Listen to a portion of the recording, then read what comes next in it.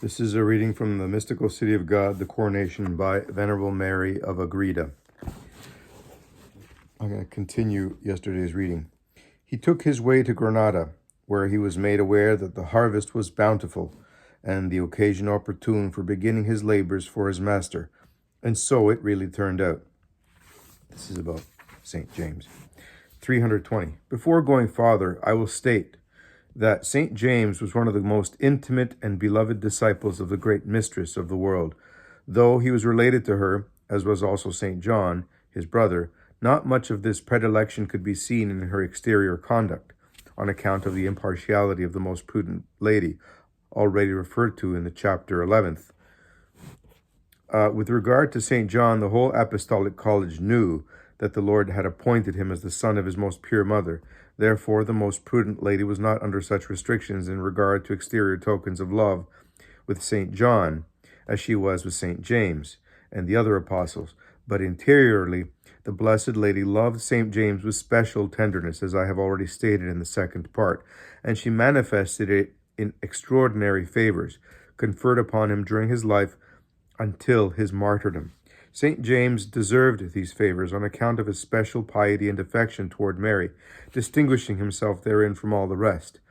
He needed the protection of the great Queen because he was of a generous and magnanimous heart, and of a most fervent spirit, being resistlessly drawn on to offer himself for labors and dangers. Hence he was the first one to go forth preaching the faith, and the first of all the apostles to suffer martyrdom. While on his missionary journeys, he was indeed like the lightning flash, like the son of thunder, as he was called and designated by his brethren upon entering into the apostolate. Mark chapter 3, verse 17. 321. During his labors in Spain, the demons raised up incredible persecutions through the unbelieving Jews, nor were those of small import, which he afterwards met in Italy and Asia Minor, whither he had returned to preach and to suffer his martyrdom. This he underwent in Jerusalem, having in the few years of his apostolate traveled in many distant countries. As it cannot be my purpose to relate all that St. James suffered in his extensive journeys, I will record only what concerns more closely this history. In general, I have understood that the great Queen of Heaven watched over him with an especial love for reasons already stated, and that through her angels she defended and rescued him from many and great dangers, consoled him and comforted him many times, sending information and advice such as he needed more particularly and oftener than the other apostles during his short life. Many times also Christ our Savior sent angels from heaven to defend his great apostle and to carry him from one region to another during his missionary travels.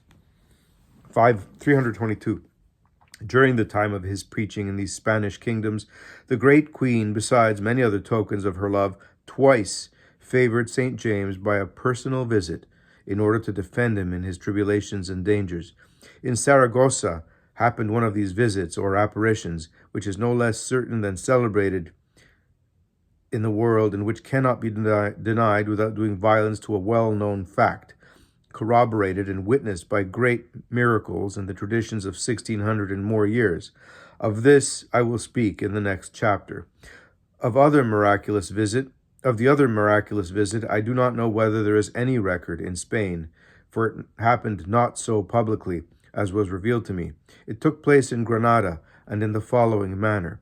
The Jews had in that city some synagogues, maintained there ever since the time of their first coming from Palestine to Spain, for on account of the fertility of the soil and the facility of communication with Palestine by sea, they could live there more comfortably.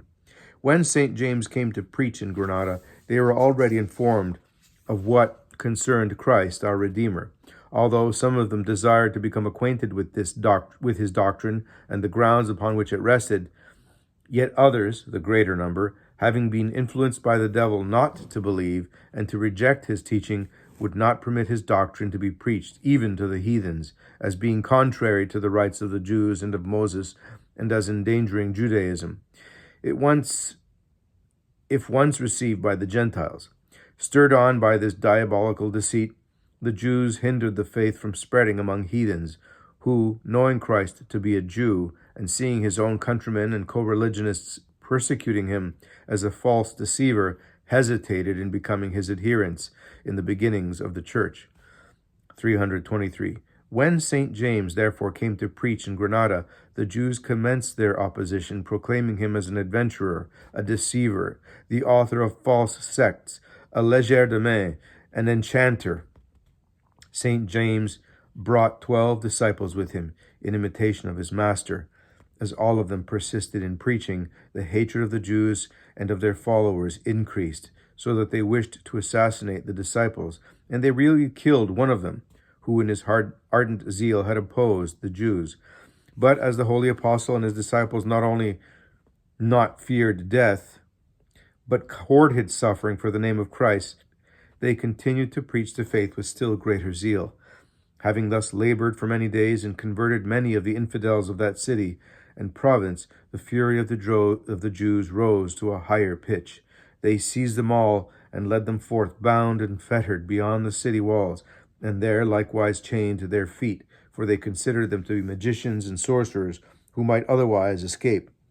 As their enemies made preparations to decapitate them all immediately, the holy apostle ceased not to call upon the Most High and upon his Virgin Mother, praying as follows: Most Holy Mary, Mother of my Lord, the Redeemer, Jesus Christ, extend thy favor in this hour to thy humble servant. Pray for me, sweetest and kindest Mother, and for these faithful professors of the faith. If it is the will of the Most High that we here give our lives for the glory of his holy name, do thou ask, O Lady, that my soul may be received in his presence. Remember me, most clement Mother, and bless me in the name of him who chose thee among all creatures. Receive and sacrifice my resignation to the misfortune of not seeing thee, if this is to be the last day of my life. O Mary, O Mary. 324. These last words St. James repeated many times, but from her oratory in the cenacle, where she was favored by an especially clear vision, the great queen heard all and saw what was passing with her most beloved apostle St. James. Thus informed, she was moved with tenderest compassion at the tribulation of her servant and at his clamors. She felt still more sorrow at being so far away, and as she knew that nothing is difficult to the divine power, she entertained the loving desire of helping and defending the apostle in his danger. As she knew, moreover, that this apostle was to be the first to shed his blood for her divine Son, her compassion became more vehement. But she did not ask the Lord or the angels to bring her to the place where St. James then was, because her admirable prudence prevented her from making such a petition. For she knew that divine providence would need no such reminder on her part, nor fail in anything that was necessary. In asking such miracles, as long as she lived in the flesh, she exercised highest discretion and restraint, always subjecting her desires to the will of the Lord. 325. But her Son and true God, who took notice of the wishes of such a mother, knowing that they were holy, just, and full of piety, immediately commanded the 1,000 angels of her guard to assist her and fulfill the will of their queen and lady. They all manifested themselves to her in human shape and told her what the Most High had commanded. Without delay, they placed her upon a throne made of a beautiful cloud and carried her to the field in Spain, where St. James and his companions were awaiting martyrdom in their fetters.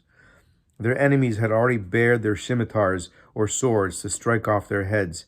The apostle alone saw the Queen of Heaven in the clouds, from which she spoke to him in most endearing terms, saying, James, my son and dearest friend of my Lord Jesus Christ, be of good heart and be blessed eternally by him who called and brought thee to his divine light. Rise then, faithful servant of the Most High, and be free of thy bonds. The apostle, as far as he had been able in his fetters, had prostrated himself upon the ground.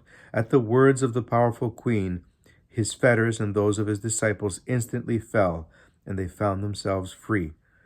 The Jews, on the contrary, who stood with drawn weapons, all fell to the earth, where they remained for some hours, deprived of their senses.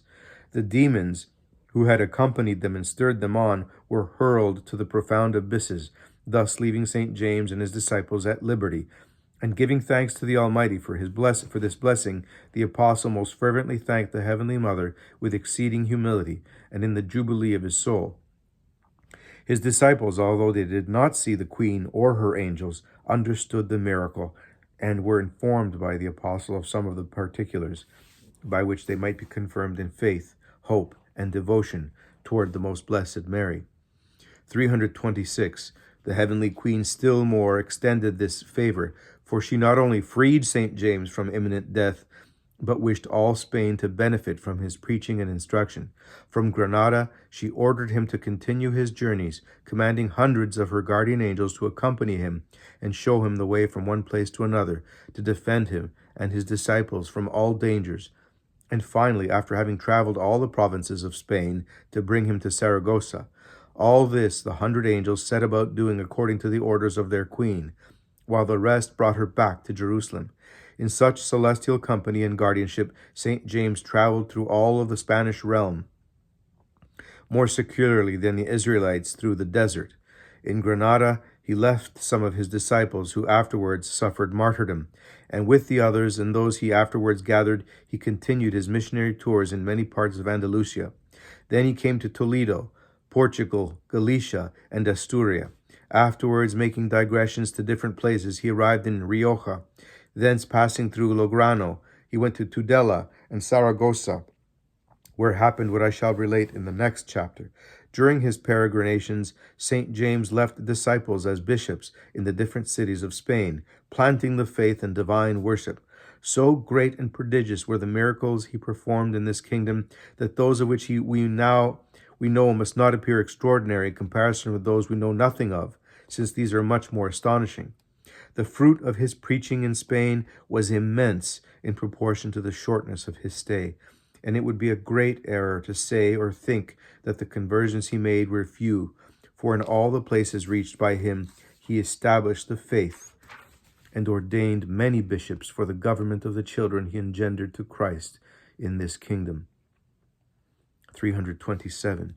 In concluding this chapter, I wish to state that by different means I was made acquainted with the many contrary opinions of ecclesiastical historians concerning the things which I am describing, as, for instance, concerning the departure of the apostles from Jerusalem for the purpose of preaching the faith, the partition among them of the world by lot, the establishing of the creed, the departure of St. James and his death. About all these and other events, I understand writers differ very much in assigning the years or dates of their happening and in harmonizing them with the text of the canonical writings. But I have no commission from the Lord to clear up these and other doubts or decide the controversies. From the very beginning, I have said that the Lord commanded me to write this history without regard to opinions and without mixing up my certain knowledge with opinions. If what I write follows naturally and does not contradict in any way the sacred text, and at the same time maintains the dignity corresponding to the matter, I cannot undertake to add to the authenticity of this history, and Christian piety will ask for no more. It is also possible that by proceeding in this manner, some of the differences of historians may be made to harmonize, and to this the well-read and the learned will attend. Instruction given to me by the Queen of Heaven, Most Holy Mary. 328. My daughter,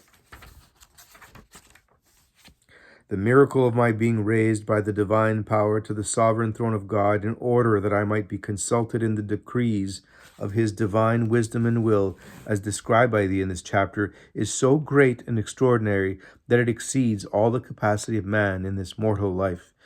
And only in eternal glory and in beatific vision men shall recognize this sacrament with a most special joy of accidental glory, as this blessing and wonderful privilege was the effect and the reward of the most ardent charity with which I loved and do love the highest good, and of the humility by which I considered myself as his slave.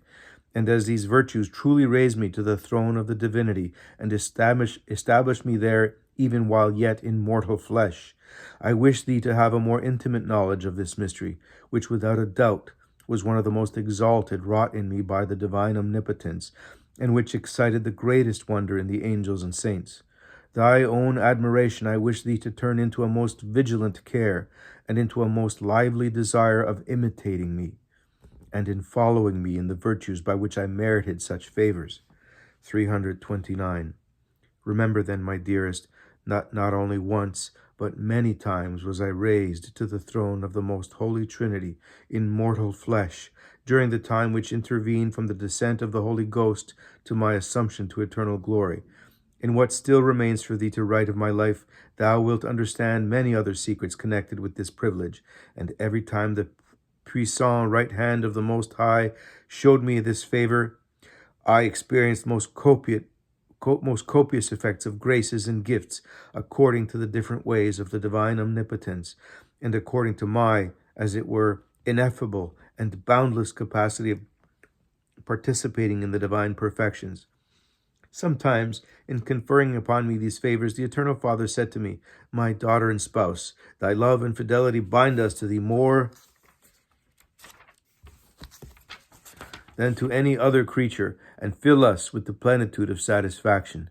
Ascend to our throne, so that thou mayest be absorbed in the abyss of our divinity, and hold in this Trinity the fourth place, as far as is possible to a mere creature.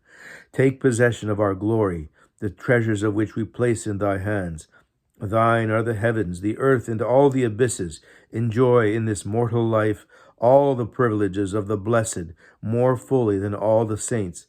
Let all the nations and creatures whom we have called into existence serve thee. Let the powers of heaven obey thee. Let the supreme seraphim be subject to thee, and let all blessings be thine own in our divine consistory. Be thou enlightened as to the great counsels of our wisdom and divine will, and do thou take part in our decrees, since thy will is most equitous and faithful.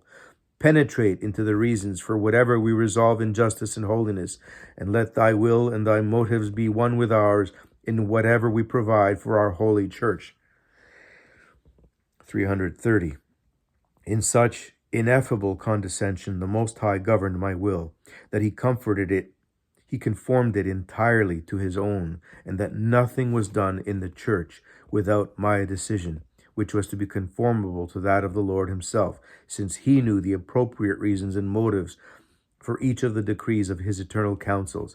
I saw that it was not possible for me, according to the common law, to suffer all the labors and tribulations of the church, and especially not of the apostles, as I had desired.